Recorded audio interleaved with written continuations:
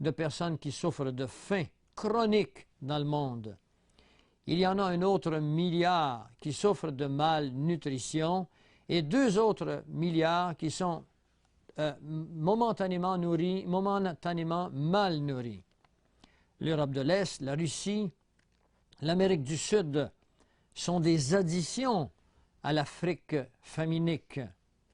Dans son livre « L'agonie de notre vieille planète », Hal Lindsey avait prédit ces choses en 1971. Et ces choses furent l'objet constant des médias d'information des années 60. Mais malheureusement, quand une chose devient du pain quotidien, quand elle est là sur la place publique, on n'en parle plus. On cherche des nouvelles qui vont attirer l'attention. Puis, une nouvelle, ce n'est pas quelque chose qui nécessairement est grave, c'est quelque chose qui n'existait pas hier. Parce que ce qu'on veut, c'est attirer l'attention. Et comme on s'habitue à toute chose, on ne parle plus autant des tremblements de terre. Pourtant, ils sont là régulièrement. Et les famines dans le monde sont de moins en moins l'objet de l'attention des médias d'information, à l'exception de quelques compagnies qui en font non un privilège, mais qui en font une marque comme Faim mondiale, par exemple. Il y a des causes, bien sûr, à la faim dans le monde, il y a des causes à la famine, il y a des causes multiples, il y a des causes politiques également. Parmi les causes physiques, il y a les catastrophes naturelles qui dévastent d'immenses champs que nous trouvons spécialement aux Indes, spécialement en Chine. Il y a l'érosion des sols. N'oublions pas que Dieu avait donné à son peuple l'ordre de laisser en repos le terrain par lequel il se nourrissait une fois tous les 7 ans. Et l'homme moderne, tout comme les Juifs de l'époque, se sont soustraits à cette loi des sols, à cette loi de la biologie universelle. Et les sols sont en train de s'éroder. Souvenons-nous, c'est ce qui a valu principalement que Dieu permit à Nabuchodonosor de s'emparer de son peuple, cette désobéissance. Et Dieu avait quelque chose à nous dire à travers cela. Et les hommes n'ont rien appris de l'histoire. Et c'est pour ça, dit ce vieil adage, que l'histoire se répète, parce que les hommes n'apprennent rien de l'histoire. Il y a également le manque d'eau potable. Les moyens de mener l'eau potable sont, pour les pays sous-développés, maintenant au-delà de leurs possibilités. Selon World Watch Institute, ou si vous aimez mieux, l'Institut de surveillance mondiale, la production alimentaire dans notre monde a atteint son maximum dans les années 80.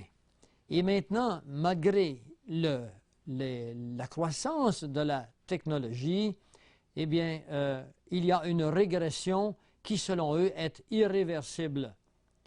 Les mers sont déjà incapables de reproduire leurs poissons, sans compter que cette inhabilité de la mer à reproduire ces masses de poissons amène en plus le chômage chez des milliers d'individus dans notre monde. Les inondations, par exemple, de type Andrews, répétées 2 ou 3 années consécutives, le gel des sols en Californie ou en Floride, sont des calamités que les États-Unis et le Canada ne peuvent plus maintenant échapper.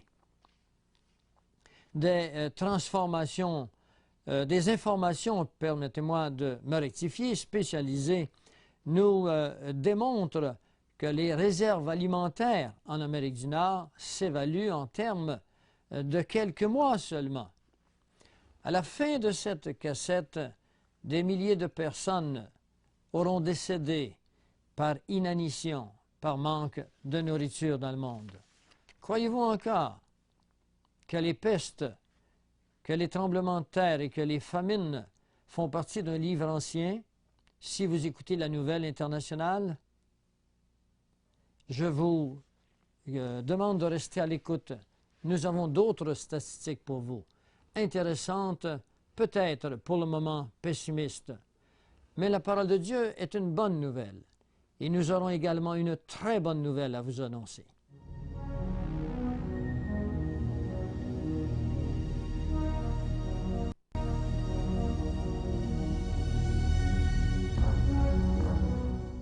la Bible nous parle également des guerres.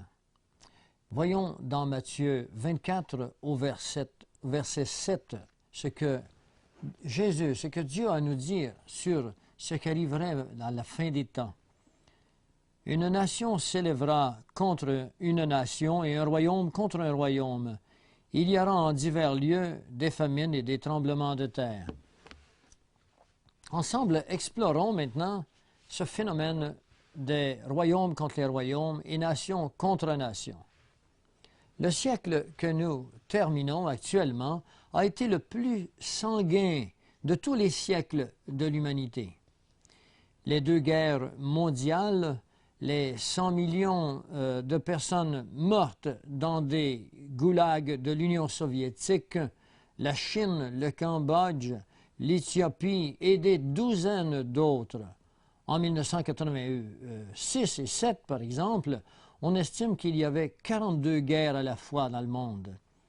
Les conflits entre l'Iran et l'Irak, le Vietnam, la Corée, l'Afghanistan, les mouvements insurrectionnels, partout au monde confirment la prophétie de Jésus qui nous dit « Une nation s'élèvera contre une nation et un royaume contre un royaume. » Cependant, dans les années 90, après la guerre du Golfe, sauf la Yougoslavie, qui demeurera un feu dormant bien planifié, le monde entrera dans une période ou dans une ère de soi-disant paix. Et cela résultant, selon les milieux qui s'occupent de faire les messages des grands de ce monde, qu'on appelle la propagande, ce sera une victoire de la démocratie sur le communisme. Dans un ensemble de cassettes que vous pourrez vous procurer, intitulé Ardo ab Chaos, nous vous invitons à vous procurer ces cassettes afin que vous compreniez que tout ce qui est arrivé a été planifié par des sociétés secrètes dont vous devez connaître. Francis Fukuyama, du département des États-Unis, appellera cette période, c'est-à-dire depuis la guerre du Golfe jusqu'à aujourd'hui, la fin de l'histoire. C'est la paix entre l'Est et l'Ouest germanique. C'est le démantèlement de la puissante République soviétique. Israël et l'OLP signent un accord de paix le 13 septembre 1993. Le monde entier s'organise pour l'arrivée des marchés internationaux. Partout dans notre monde, on parle du marché international. On croit vraiment à une ère de prospérité et de paix durable. Mais attention, cette période correspond également à une prophétie de Jésus.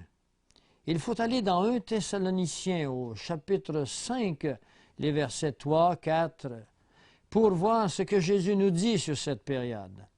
Ils diront paix et sécurité, et une ruine subite s'abattra sur eux. Déjà en Europe, déjà dans les pays de l'Est, des foules entières se sont promenées dans les rues avec des panneaux réclames demandant la paix, d'autres sur lesquels on pouvait y voir les inscriptions précises. Nous voulons la paix et la sécurité. Et déjà les chefs mondiaux de ce monde se préparent à offrir à ces peuples et à l'humanité entière l'illusion d'une paix. L'Organisation commerciale de l'Europe